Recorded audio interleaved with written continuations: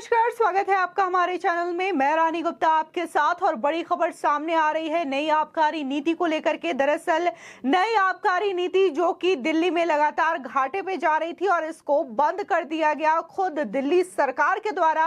और अब ये दावा किया जा रहा है कि पंजाब में यही आबकारी नीति लगातार प्रॉफिटेबल है और मुनाफा भी कमा रही है। आपको बता दें, दरअसल पंजाब के वित्त एवं आबकारी मंत्री हरपाल चीमा ने इसको लेकर के ये कहा है कि दिल्ली की जो लिकर पॉलिसी है, नई एक्साइज पॉलिसी है, वो लगातार पंजाब में मुनाफा कमा रही है और इससे राजस्व को बढ़ावा मिल रहा है और इस पॉलिसी को हम दिल्ली की तरह वापस नहीं लेंगे। आपको बता दें, वहीं देखने को मिला कि कैसे दिल्ली में नई शराब नीति जब से लागू हुई थी तब से इसको लेकर के कहा जा रहा था कि लगातार घाटे में जा रहा है। इसके बाद दिल्ली के एलजी से ये शिकायत की गई कि नई आबकारी नीति में घोटाला हुआ है, जिसके बाद एलजी ने इसकी जांच कराने का भी आदेश दिया। जिसके बाद देखने को मिला कि आम आदमी पार्टी ने खुद इस नई शराब नीति को वापस ले लिया। एक साल भी ये नई शराब नीति दिल्ली के अंदर लागू नहीं रही थी।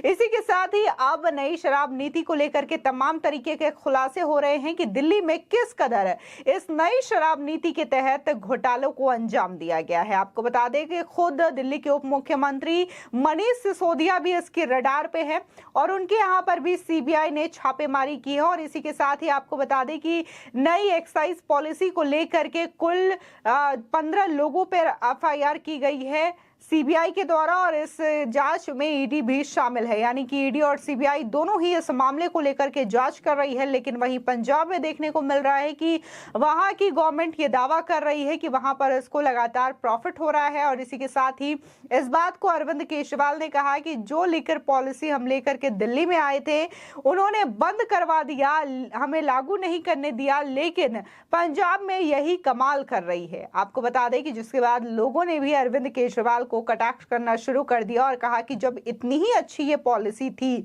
तो आखिर दिल्ली में इसे बंद क्यों किया गया। आपको बता दें कि पंजाब के वित्त व आबकारी मंत्री हरपाल सिंह चीमा ने कहा कि दिल्ली की तरह पंजाब में नई आबकारी नीति वापस नहीं होगी। साथ ही उन्होंने यह दावा किया कि राज्य में आबकारी नीति लागू होने के बाद सरकार की आमदनी काफी ज्यादा बढ़ी है। न्यू एक्साइज ड्यूटी से पंजाब सरकार को पहली छमाही में 1170 करोड़ रुपए से ज्यादा मिले हैं। आपको बता दें कि वहीं अरविंद केजरीवाल ने इसको लेकर के तारीफ करते हुए ट्वीट कर लिखा, ये वही आबकारी नीति है जिसे उन्होंने हमें दिल्ली में लागू नहीं करने दिया। पंजाब में ये कमाल कर रही है, बधाई भगवंत, बधाई हो हरपाल। जिसके बाद लोगों ने इसको लेकर के सवाल करना शुरू कर दिया अरविंद केजरीवाल से और उन पर कटाक्ष भी किया गया।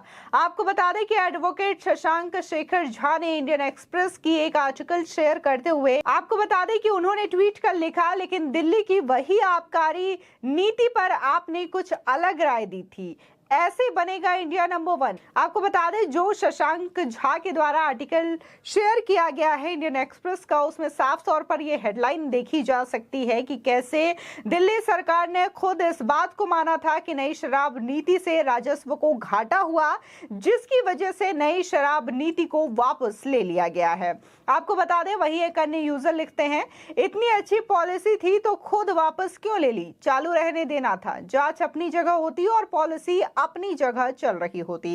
इसी के साथ ही एक अन्य यूजर लिखते हैं, दिल्ली की तरह कागजों में मुनाफा दिखाकर बाद में घाटा दिखाओगे। दिल्ली में तो एलजी पे इल्जाम लगा दिया था, पर पंजाब में आप कहां मुंह छुपाओगे। आपको बता दें कि नई आबकारी नीति जो कि दिल्ली में लागू की गई थी उसको लेकर के बीजेपी ने आरोप लगाया था कि इससे तमाम घोटालों को अंजाम दिया गया था। और साथ ही ये खुलासे हुए स्टिंग ऑपरेशन से कि जो दिल्ली में नई शराब नीति के तहत जो घोटाला हुआ है और उससे जो मुनाफे पैसे कमाए गए हैं उसको दरअसल पंजाब के इलेक्शंस में खर्च किए गए हैं।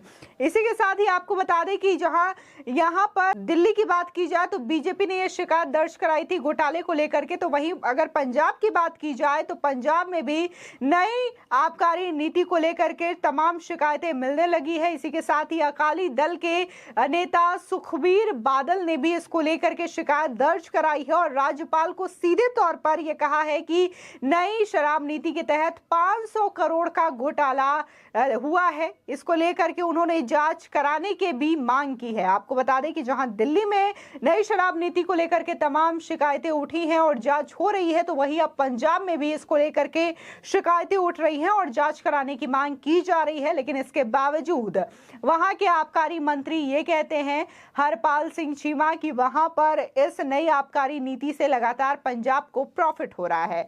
आपको बता दें कि दरअसल हरपाल चीमा ने पंजाब भवन में पत्रकारों के साथ बातचीत किया और कहा कि एक्साइज ड्यूटी से 2021 में 1 अप्रैल से 12 अक्टूबर तक सरकार को 3110 करोड़ रुपए का राजस्व प्राप्त हुआ था।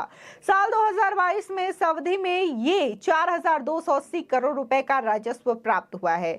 ये वृद्धि 37% है। बता दें कि हरपाल सिंह चीमा ने दिल्ली में एक्साइज पॉलिसी के वापस होने की तरह पंजाब में भी आबकारी नीति के वापस होने की संभावनाओं को सीधे तौर पर खारिज किया है। उन्होंने कहा कि दिल्ली में सरकार के पास नहीं बल्कि एलजी के पास पावर है। वहां पर शराब माफिया एलजी के जरिए दबाव बनाते हैं। पंजाब में ऐसा बिल्कुल नहीं है और यहां पर ये पॉलिसी वापस नहीं होगी। चीमा ने आरोप लगाया है कि पिछले 30 सालों में रही सरकारों ने 22,060 करोड़ रुपए के एक्साइज घपले किए हैं। साथ ही उन्होंने कहा कि पंजाब से शराब माफिया खत्म हो गया है। चीमा ने कहा कि यही कारण है कि केंद्र सरकार सीबीआई और ईडी के माध्यम से पंजाब के अफसरों को डराने में जुटी हुई है, लेकिन आप सरकार इन अफसरों के साथ मजबूती से खड़ी है।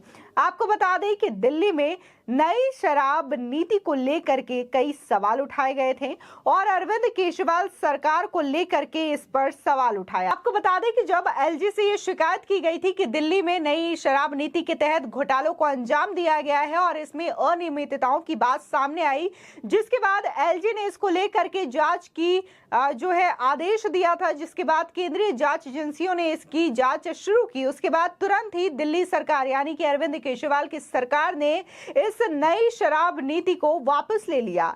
इसकी आज पंजाब भी पहुंची और कुछ अधिकारियों से पूछताछ भी की गई थी। इसी के साथ ही आपको बता दें कि इस नई शराब नीति को लेकर के मनीष सिसोदिया भी घिरे हुए हैं। दरअसल मनीष सिसोदिया ही दिल्ली में आबकारी मंत्री हैं, जिसकी वजह से सीधे तौर पर उन पर ये सवाल उठाए जा रहे हैं और कहा जा रहा है कि कैसे इतने बड़े घोटाले को अंजाम दिया गया है। इसी के साथ ही इनमें कई सारे लोग जुड़े हुए हैं। इसी के साथ ही बीजेपी ने कई ऐसे स्टिंग ऑपरेशंस के वीडियो भी सामने लाए हैं। आपको बता दें कि दिल्ली की अगर बात की जाए तो दिल्ली में नई शराब नीति को लेकर के तमाम तरीके की गिरफ्तारियां हुई हैं और कल ही एक नई गिरफ्तारी भी हुई थी। अब तक टोटल 3 लोगों की गिरफ्तारी इस मामले में हो चुकी है।